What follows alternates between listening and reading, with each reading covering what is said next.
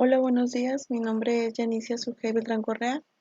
Estudio en el Tecnológico de Nuevo León, la Ingeniería de Sistemas Computacionales y en la materia de Arquitectura de Computadoras con el docente Luis Alejandro voy a presentar algunos conceptos sobre el tema de procesamientos de paralelo y de URL. El primer concepto a mencionar sería el clúster. ¿Qué es y cómo funciona? Bueno, un clúster es un tipo de arquitectura paralela distribuida. Consiste en un conjunto de computadoras independientes que están interconectadas de forma conjunta como un único recurso computacional. Pero aún así, cada computador puede utilizarse de forma independiente. Los clústeres se pueden encontrar físicamente y algunos ejemplos podrían ser los gestores de colas para cada apartamento de las empresas que gestionan datos y aplicaciones para dicho apartamento, para un apartamento en específico. También podría tenerse un gestor de colas para sucursales de tiendas que gestionan los niveles de stock y otro para la información de la misma sucursal. Si los gestores de colas se agruparan en un clúster, esto significa que todos pueden acceder al mismo conjunto de aplicaciones de ventas y compras, y la aplicación de ventas y compras puede mantenerse de forma central en el gestor de colas de la oficina. En las imágenes podemos ver cómo serían los clústeres físicamente. Tienen que tener mucha seguridad. Los clústeres también se pueden utilizar para la gestión de carga de trabajo. El término de clúster de inglés a español sería llamado como un grupo y se aplica en conjuntos de computadoras construidas para la utilización de hardwares comunes que se comporten como si fuera una única computadora. Esta tecnología de los clústeres se ha evolucionado gracias al apoyo de actividades que van desde aplicaciones de supercómputo y software de misiones críticas, servidores web y comercio electrónico, entre otras cosas. Esto surge como un resultado de varias tendencias actuales que incluyen la disponibilidad de microprocesadores económicos de alto rendimiento y de redes de alta velocidad. En pocas palabras, un clúster es un grupo de múltiples ordenadores que están unidos mediante una red de alta velocidad, y esto se mira como un único ordenador, más potente que un solo, ya que son varios juntos. Y bueno, en sí los clústeres son usados para mejorar el rendimiento también, y son mucho más económicos que otros computadores.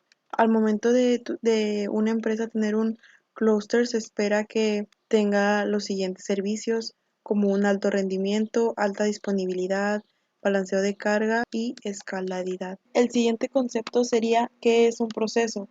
Y en sí un proceso informático consiste en realizar una serie de tareas que conlleven a un resultado final. Para que encuentren un resultado final tiene que haber tres puntos: en la entrada, el proceso y la salida. En la primera parte tenemos la entrada, que aquí indica que sirve para introducir información. Los datos se leen por medio de periféricos y se almacenan en la memoria central. Después aquí va la serie de instrucciones e indicaciones para que se pueda realizar el proceso y darnos una salida.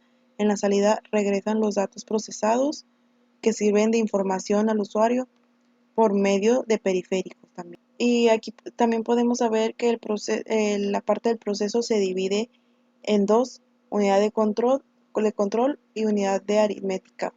La unidad de control, así en resumido, coordina actividades de la computadora y determina operaciones que se deben realizar en un orden específico. Y la unidad aritmética lógica realiza operaciones aritméticas y lógicas como suma, resta, multiplicación, división, entre otras.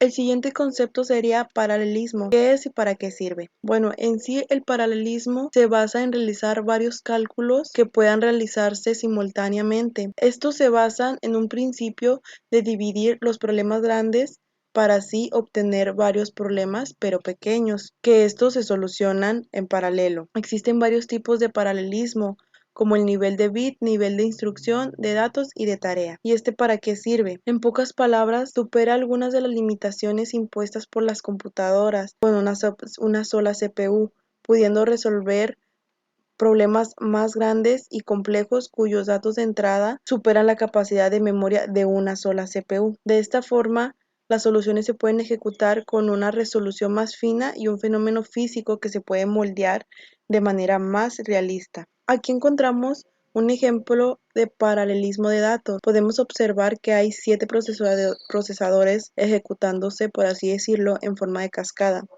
La primera corre en un procesador, la segunda etapa corre en 4 procesadores y la tercera en 2. Aquí podemos darnos cuenta que para etapas con más procesador se debe proporcionar una matriz base de la secuencia de acuerdo al modelo del data para paralelismo. Y en otras palabras, el paralelismo de datos hace referencia a los escenarios en los que la misma operación se realiza simultáneamente en elementos de una colección o una matriz de origen, como podemos ver en este ejemplo. El paralelismo de tareas consiste en asignar distintas tareas a cada uno de los procesadores de un sistema de cómputo, es decir, que cada procesador realizará su propia secuencia de operaciones.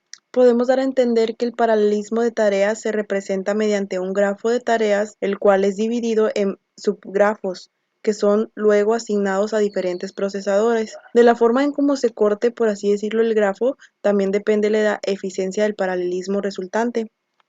El siguiente concepto, taxonomía de las arquitecturas paralelas. En sí hay un problema central para saber muy bien la definición, pero podemos tener en cuenta que la axonomía para las modernas arquitecturas paralelas es lograr satisfacer el siguiente conjunto de imperativos: excluir las arquitecturas que incorporan solamente mecanismos de paralelismo de bajo nivel y que se han popularizado tanto como característica típica de las modernas computadoras. El siguiente punto es mantener los elementos útiles de la clasificación de Flynn, tales como los flujos de datos e instrucciones. Y por último sería incluir los procesadores vectoriales, pipelinizados y otras arquitecturas que continuamente ameritan incluirse como arquitecturas paralelas, pero que no se ajustan fácilmente al esquema de Flynn. Aquí tenemos la axonomía de Flynn. Esta es una de las clasificaciones más populares de las computadoras, ya que está basada en la clasificación atendiendo al flujo de datos e instrucciones en un sistema. Un flujo de instrucciones es el conjunto de instrucciones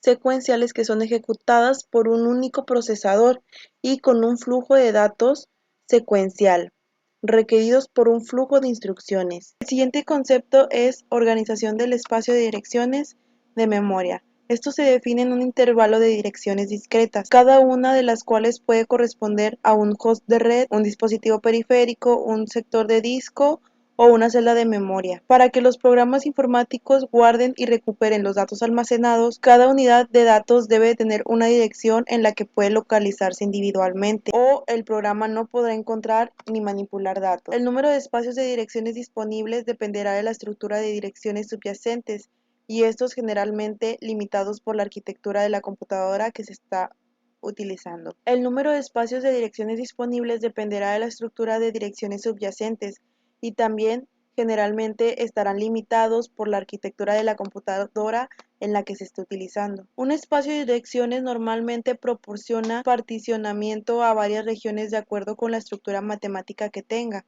En el caso del orden total, como para las direcciones de una memoria, estas son simplemente trozos. Una jerarquía de dominios anidados aparece en el caso del árbol ordenado dirigido como para el sistema de nombres de dominio. Una jerarquía de unidades anidados aparece en el caso del árbol ordenado dirigido como para el sistema de nombres de dominio o una estructura de directorios.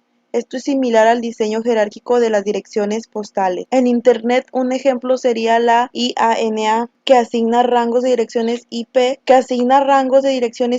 a varios registros para permitirles gestionar cada una de sus partes del espacio global de direcciones de Internet. Otros ejemplos podrían ser direcciones de memoria para la memoria principal de entrada-salida mapeada en memoria, así como para la memoria virtual. Otras direcciones de dispositivos de una tarjeta de expansión, direccionamiento sectorial para unidades de disco, nombres de archivo en un volumen particular, varios tipos de direcciones de host de red en redes informáticas, localizadores de recursos El siguiente concepto se refiere al sistema de memoria compartida.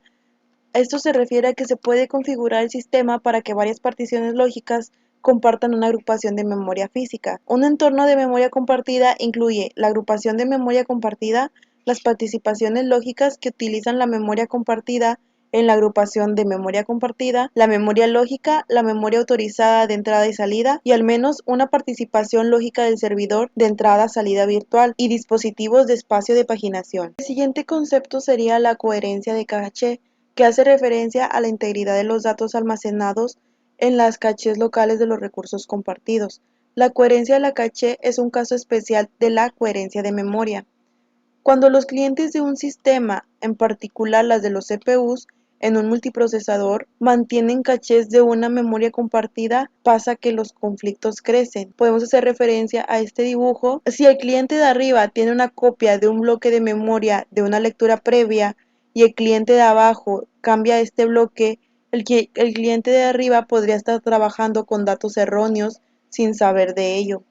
La coherencia de la caché intenta administrar estos conflictos y también mantener una consistencia entre las cachés y la memoria. La coherencia de caché tiene un protocolo llamado Snoopy que hace que las cachés individualmente monitoreen las líneas buses de direcciones de accesos a memoria con respecto a los bloques que han copiado. Cuando una operación de escritura es observada sobre una dirección de un bloque del cual tiene un bloque, el control de caché invalida su copia. También es posible que el controlador de caché observe la dirección y el dato correspondiente a esa dirección, intentando así actualizar su copia cuando alguien modifica dicho bloque en la memoria principal.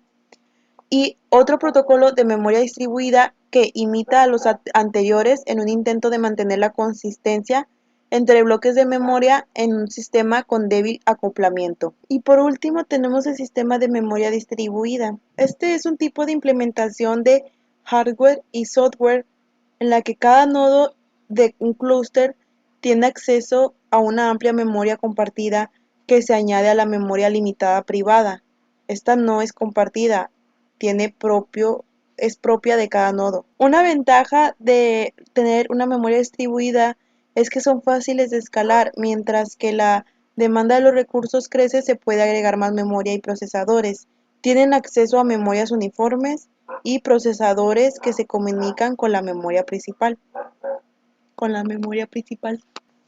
Algunos puntos a notar es que cada nodo tiene rápido acceso a su propia memoria y acceso a la memoria de otros nodos mediante una red de comunicaciones, habitualmente una red de comunicaciones de alta velocidad.